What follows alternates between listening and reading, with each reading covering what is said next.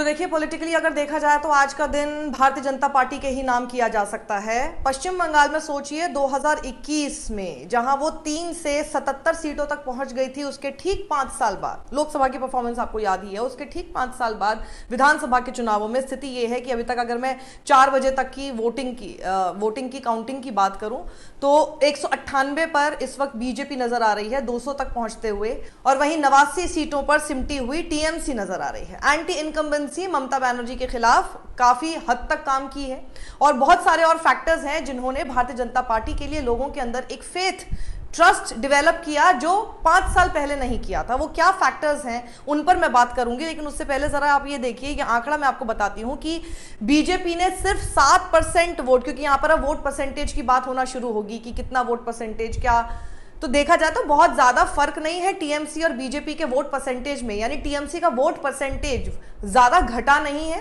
और बीजेपी का बहुत ज्यादा बढ़ा नहीं है, सिर्फ 7% वोट बढ़े हैं। लेकिन 7% वोट बढ़कर भी भारतीय जनता पार्टी ने 121 सीटें अपने खाते में बढ़ा ली हैं। उसके क्या फैक्टर्स हैं उस पर हम आगे बात करेंगे।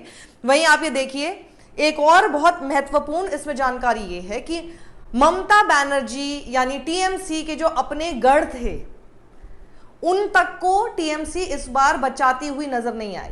जैसे 119 ऐसी सीटें हैं जिन पर पिछले 15 साल से लगातार टीएमसी काबिज थी, उनमें से 69 सीटें ऐसी हैं जो बीजेपी के खाते में जाती हुई नजर आ रही हैं। यानी आप में मान लीजिए कि टीएमसी के जो अपने गढ़ थे उसमें से 58% सीटें बीजेपी के पाले में पहुंचती हुई नजर आई हैं।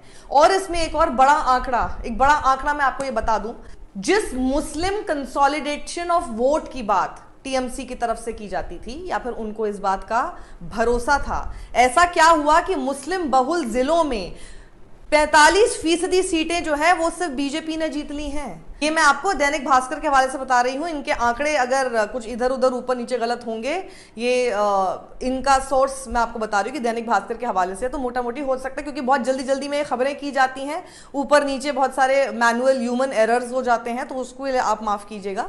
लेकिन इसमें एक नोट करने वाली बात यह है कि ये जो 6 जिले हैं इनमें मुस्लिमों की आबादी 26 से 66% तक है।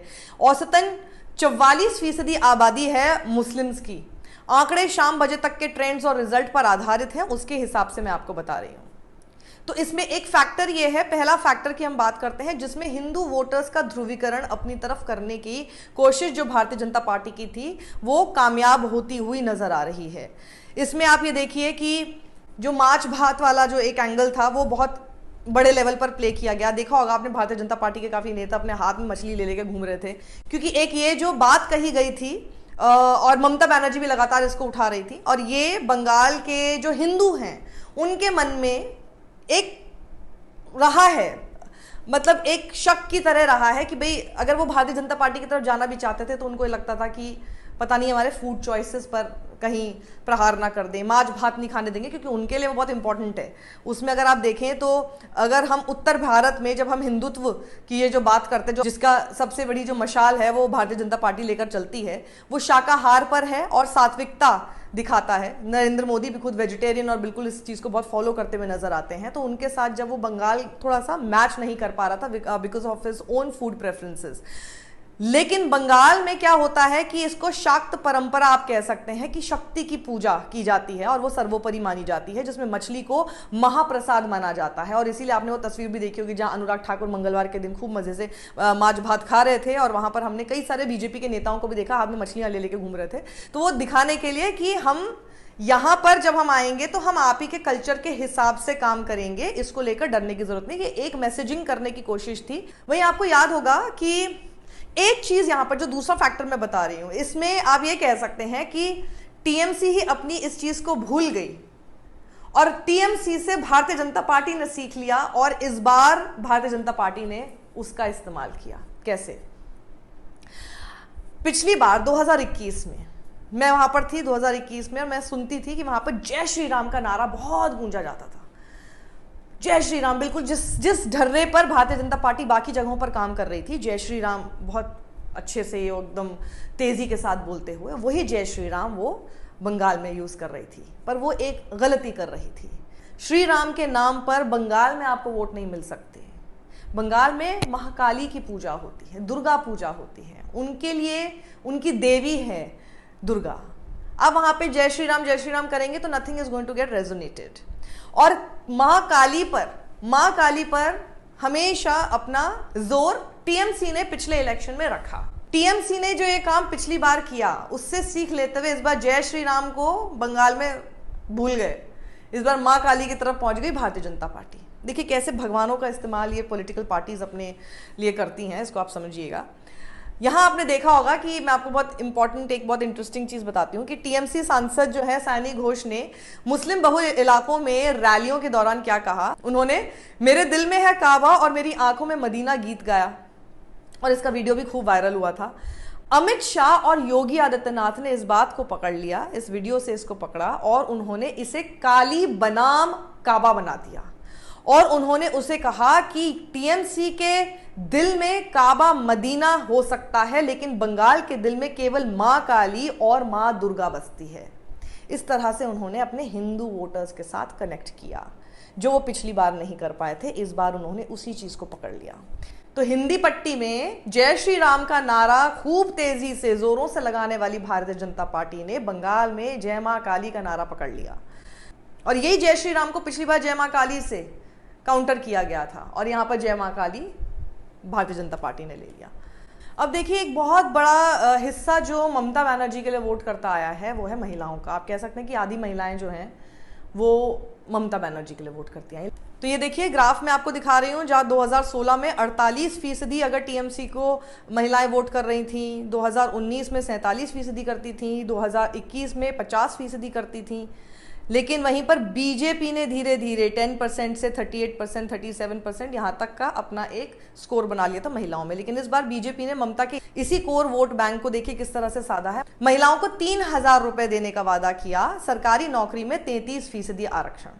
जिन महिलाओं को टीएमसी की तरफ से 1,500 रुपए दिए जा रहे थे वहां बीजेपी ने उसे डबल करके 3,000 रुपए कर दिया। ममता ने महिलाओं के लिए 9 वादे किए थे। सबसे बड़ा वादा था लक्ष्मी भंडार योजना के तहत 500 रुपए बढ़ाकर सामान्य वर्ग की महिलाओं को 1,500 और SC/ST महिलाओं को 1,700 रुपए हर महीना देना। 2,40,00,000 महिलाओं को यह रकम मिलती है। बीजेपी ने हर महीने 3,000 रुपए देने का वादा किया। मैनिफेस्टो में महिलाओं से जुड़े 15 वादे किए, जैसे सरकारी नौकरी में 33% आरक्षण, फ्री बस सर्विस। नवंबर 2023 के बाद से 11 राज्यों में चुनाव से पहले महिलाओं को कैश देने की योजनाएं लागू की गई या वादा किया गया और इनमें से 10 राज्यों में ये सत्ता दिलाने में कामयाब रही। अब वहीं महिला आरक्षण बिल के नाम पर टीएमसी को महिला विरोधी भी बताया गया। आपने देखा है कि महिला आरक्षण के नाम पर उन्होंने किस तरह से कौन कौन महिला विरोधी है ये कहकर आप लोगों के सामने बोला, तो उसमें शायद कुछ हद तक वो लोग कामयाब हुए हो। पीड़ित महिलाओं के परिजनों को टिकट दिया। आपने देखा ही संदेश खाली और आरजी कर मेडिकल कॉलेज की घटनाओं ने बंगाल में जो महिला सुरक्षा के मुद्दे और भी ज्यादा ज्वलनशील कर दिए थे। वहीं बीजेपी ने इस नैरेटिव को साधने के लिए इन मामलों के बड़े चेहरों को टिकट दे दिया। संदेश खाली आंदोलन का चेहरा बनी थी रेखा पात्रा, जिनको हिंगलगंज सीट से चुनाव लड़ाया गया, और वहीं आरजी कर रेप केस में जो पीड़िता की मां थी रत्ना देवनाथ, उनको पनिहाटी सीट से टिकट दिया गया। एसआईआर का मुद्दा जो काफी उसको लेके कंट्रोवर्सी भी हुई है। एक फैक्टर ये कहा जा सकता है कि एसआईआर का मुद्दा बीजेपी के पक्ष में गया हो। चुनाव से पहले बंगाल में जो स्पेशल इंटेंसिव रिवीजन यानी एसआईआर शुरू किया गया, जिसमें 91 लाख वोटर्स के नाम हटाए गए। पहले चरण में 64 लाख और फिर लॉजिकल डिस्क्रिपेंसी के नाम पर 27 लाख।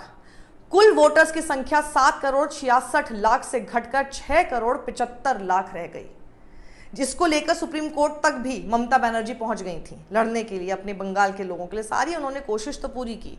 हिंदू की रिपोर्ट के मुताबिक अगर मैं आपको बताऊं तो हटाए गए नामों में से 57.47 लाख हिंदू हैं, यानी 63%, और 31,10,000 मुस्लिम हैं, यानी 34%, जबकि 2011 की जनगणना के हिसाब से राज्य में 27% मुस्लिम आबादी है। पॉलिटिकल साइंटिस्ट आशुतोष वार्ष्णेय तो ये मानते हैं कि बीजेपी की जीत में एक भूमिका बंगाल में एसआईआर से मुस्लिम वोटरों की घटी संख्या भी है। वहीं कुछ लोगों का मानना है, जैसे इस वक्त मैं ट्विटर पर देख रही हूं कि बहुत लोग ये बताने पे लगे हैं, कुछ पत्रकार भी लिख रहे हैं, जैसे कि आपने अनिंद्य चक्रवर्ती का एक मैंने ट्वीट देखा था जिसमें वो बता रहे कि एसआईआर से कोई बहुत ज़्यादा फर्क नहीं पड़ा होगा इस चुनाव में और कोई बहुत नुकसान ममता बनर्जी को नहीं हुआ होगा, जिस तरह के हम आंकड़े देख रहे हैं उसके हिसाब से।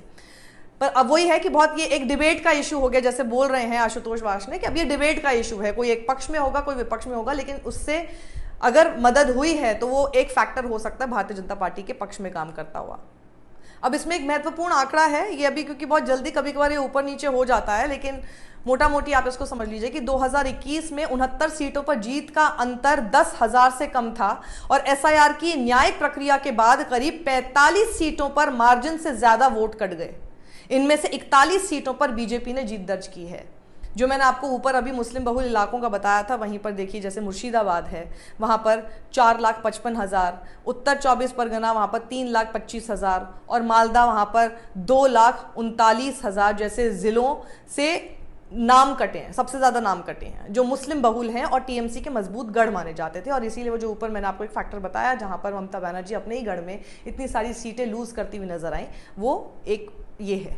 बीजेपी ने वोटर लिस्ट से हटाए गए नामों को अवैध घुसपैठियों और ब्लैक वोट्स के रूप में पेश किया, तर्क दिया कि ये शुद्धिकरण अभियान है जिन्हें टीएमसी ने वोट बैंक बनाने के लिए संरक्षण दिया था।